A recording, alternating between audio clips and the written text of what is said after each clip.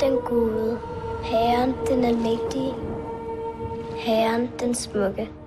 I lovede, at I ville hjælpe. Hør os, din trofaste tjenere. I lovede det.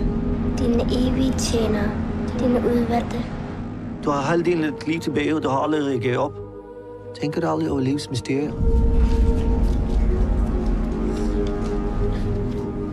Nej. Hvorfor tror du, flaskeposten kom ned til os, Karl? Vi kan redde 2 børn i dag, fordi vi fik et brev, der har ligget i vandet i 8 år. Hvad er det, du prøver at sige? Det var Gud, der sendte os den flaskepost.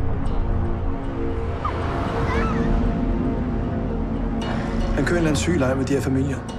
Han lærer dem at kende over flere år. Tager deres børn. Hvad er det, vi har at gøre med her? Et barn forsvinder. Forældrene siger ikke noget. Ikke til nogen som helst. Det skulle da mærke. De andre børns forældre, de har ladet ham slippe afsted med det, uden at sige et ord til nogen. Fordi de troede mere på Gud, end de troede på politiet. Så nu spørger jeg dig lige en gang til. Kan du leve med, at du intet har gjort for at redde dine børns liv, hva'? Han er ikke kidnapper. Han er seriemorder.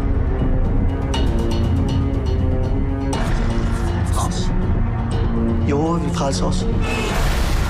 Der er en chance for, at vi ikke finder dem eller Karl i live. Du spiller din tid. Jeg tror ikke på Gud. Jeg tror ikke på en skid.